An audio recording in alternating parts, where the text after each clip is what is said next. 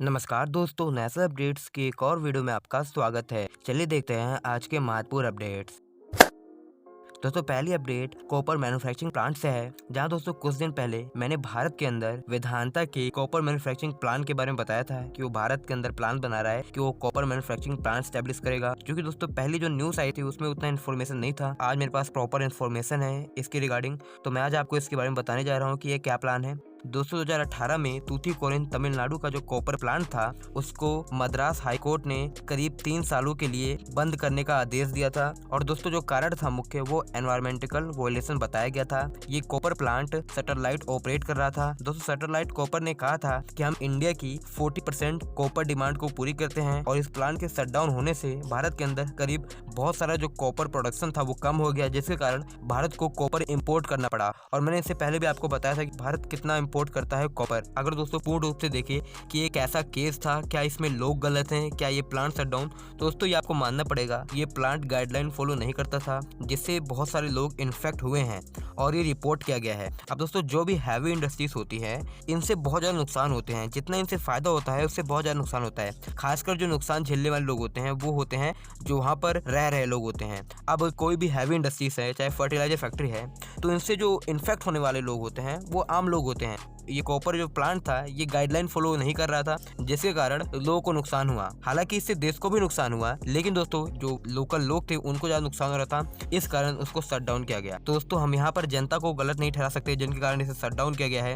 इसमें कंपनी की भी गलती रही होगी, तभी ऐसा हुआ है। अब दोस्तों वेदांता का प्लान देखते हैं। तो वेदांता ने ये प्लान बनाया है कि वो एक प्लांट स्टैब्लिश करना चाहते हैं, जिसमें वो करीब 10,000 करोड़ की इन्वेस्टमेंट करेगी, और ये प्लांट वो स्टेट गवर्नमेंट के साथ पार्टनरशिप करके करेंगे। और दोस्तों ये जो प्लांट स्टैब्लिश होगा वो कोस्टल रीजन में होगा, यानी कि जो कोस्टल रीजन के स्टेट हैं उनके साथ ये पार्टनरशिप करके स्टैब्लिश कर सकता है। तो ये जो कॉपर प्लांट होगा ये कोस्टल रीजन में स्टैब्लिश किया जाएगा, और यहाँ पर वो करीब 50 किलो पर टन एनम कॉपर का प्रोडक्शन करने की कैपेसिटी होगी। दोस्तों लगभग ये प्लांट 1000 एकड़ के क्षेत्र में फैला होगा, तथा वेदांता ये सोच रही है कि इसको पोर्ट के करीब बनाया जाएगा या फिर इसकी कनेक्टिविटी पोर्ट से बेहतर होगी, ताकि यहाँ पर जो सामान की आवाजाही है वो आसानी से हो सके। इसके अलावा इन्होंने कहा है कि ये ग्रीन टेक्नोलॉजी का यूज करेंगे ताकि पोल्यूशन कम हो, इलेक्ट्रिक व्हीकल्स का यूज करेंगे ट्रांसपोर्टेशन के लिए। दोस्तों कंपनी के वादे जितना वो कहती है अगर उतना वो इम्प्लीमेंट भी करती है तो अच्छा होता है।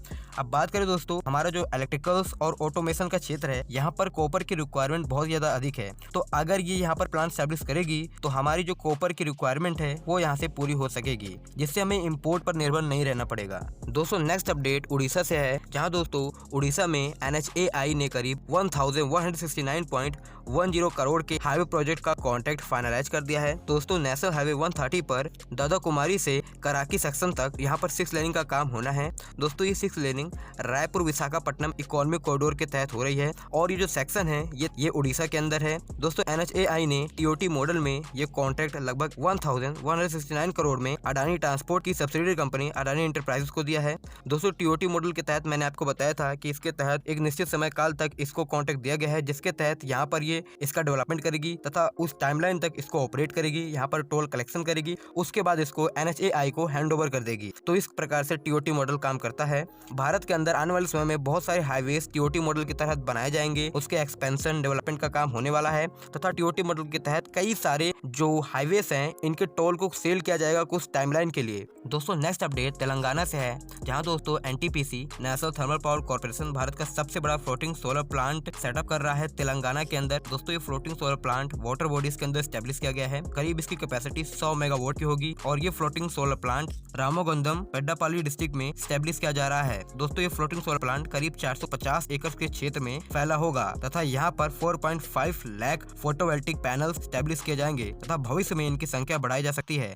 परियोजना की कुल लागत NTPC के अनुसार 425 करोड़ सेट की गई है। दोस्तों NTPC ने कहा है कि हम नेक्स्ट मंथ इस फ्लोटिंग सोलर प्लांट को ऑपरेट कर सकेंगे, क्योंकि यहाँ पर जो भी कंस्ट्रक्शन का ज्यादातर वर्क था वो कंप्लीट हो चुका है। दोस्तों नेक्स्ट अपडेट त्रिपुरा से है, जहाँ दोस्तों ONGC जो कि एक त्रिपुरा की एक पावर कंपनी है, तो ये gas based electric generation company है, यानी कि गैस की मदद से ये इलेक्ट्रिसिटी प्रोड्यूस करती है। इसको दोस्तों एनवायरमेंटल क्लियरेंस मिल गया है for the setup of third plant in Tripura. दोस्तों ये company gas based power plant लगाती है। इसने पहले ही 2 प्लांट त्रिपुरा में लगा रखे हैं जिनकी total capacity 726 megawatt electricity generate करने की है। अब दोस्तों ये अपना third gas based power supply plant लगाने वाला है जिसकी टोटल कैपेसिटी 363 मेगावाट होगी। दोस्तों इस प्लांट में नेचुरल गैस का यूज होगा जिसमें गैसोलीन है। इसके तहत इन गैसों का यूज करके ये इलेक्ट्रिसिटी जनरेट करेंगे। दोस्तों नेक्स्ट अपडेट दिल्ली से है, जहां दोस्तों दिल्ली गवर्नमेंट प्लान कर रही है कि ये सेटअप करेंगे 3 ई वेस्ट प्लांट। दोस्तों ये हर म्युनिसिपल डिवीजन में स्टैब्लिश करने का प्लान है जहां पर डिसमेंटलिंग और रिसाइकलिंग का काम होगा। दोस्तों ये प्लांट इनफॉर्मल सेक्टर से वेस्ट कलेक्ट करेगा तथा दिल्ली सरकार ने कहा है तीनों प्लांट 20-20 एकड़ के क्षेत्र में बनाए जाएंगे और ये north Delhi, south Delhi, east Delhi इन तीनों क्षेत्रों में स्टैब्लिश किए जाएंगे। दोस्तों यहाँ पर मेटल और प्लास्टिक इन सब की रिसाइकलिंग होगी।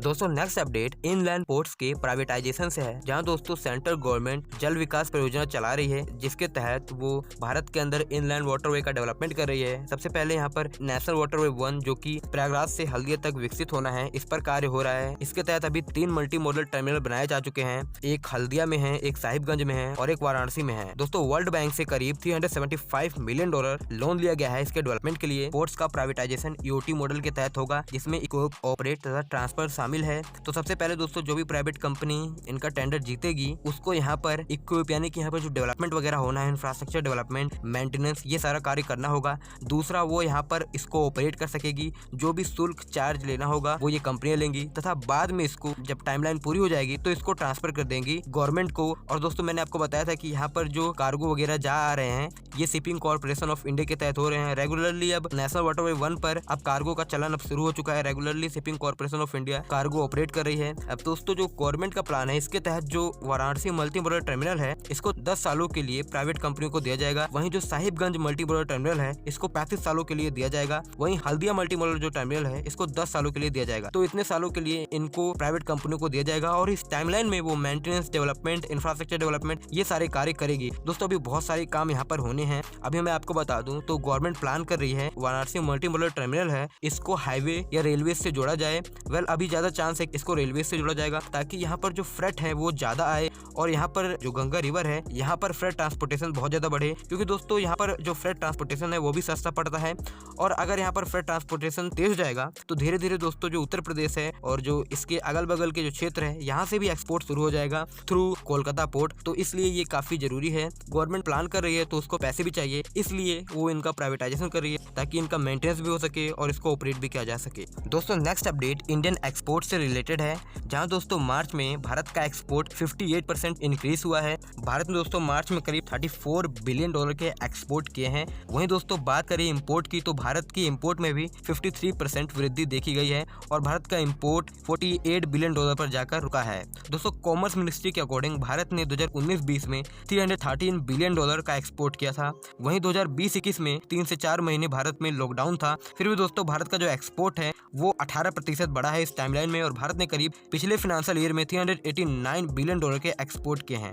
दोस्तों बहुत सारे लोगों ने मुझसे पूछा था या कहा था कि पिछले साल का कंपैरिजन मत करो क्योंकि पिछले साल लॉकडाउन था। मैं दोस्तों उनको कहना चाहता हूं कि पिछले साल भले ही लॉकडाउन था लेकिन जैसे जैसे टाइम लॉकडाउन बंद हुआ भारत फार्मास्यूटिकल की मांग बहुत ज्यादा बढ़ी, फार्मास्यूटिकल बहुत ज्यादा एक्सपोर्ट किए। इसके अलावा अभी दोस्तों नया फाइनेंशियल ईयर शुरू हो चुका है और मार्च में हमने देखा है कि एक्सपोर्ट बढ़ा है, तो हम ये उम्मीद लगा सकते हैं कि ये साल बहुत ही अच्छा होने वाला है। और जो भारत का एक्सपोर्ट है, जो मैंने दोस्तों एस्टिमेशन लगाया है कि भारत इस फाइनेंशियल ईयर में $406 बिलियन का एक्सपोर्ट कर सकता है। और मैंने ये एस्टिमेशन कैसे लगाया है, जो एक्सपोर्ट इस महीने हुए हैं उस हिसाब से मैंने ये एस्टिमेशन लगाया है। लेकिन दोस्तों अगर भारत के एक्सपोर्ट में वृद्धि देखी गई तो ये और भी ज्यादा हो सकता है। दोस्तों आपकी क्या राय है, आप इसके बारे में जरूर बताएं। दोस्तों नेक्स्ट अपडेट इथेनॉल प्रोडक्शन से है, जहां दोस्तों इंडियन गवर्नमेंट इथेनॉल प्रोडक्शन पर बहुत ज्यादा फोकस कर रही है। इसके अलावा दोस्तों इंडियन गवर्नमेंट ने लगभग 422 इथेनॉल प्रोजेक्ट्स को अप्रूव कर दिया है, जिससे दोस्तों भारत के अंदर ये अनुमान लगाया गया है कि भारत की जो इथेनॉल प्रोडक्शन कैपेसिटी है वो 1675 करोड़ लीटर इंक्रीज हो सकती है। दोस्तों करीब इन्होंने अनुमान लगाया कि इन परियोजनाओं से 41,000 इन्वेस्टमेंट आ सकती है। वेल दोस्तों देखा जाए तो इथेनॉल एक ग्रीन फ्यूल है जिसको यूज किया जाता है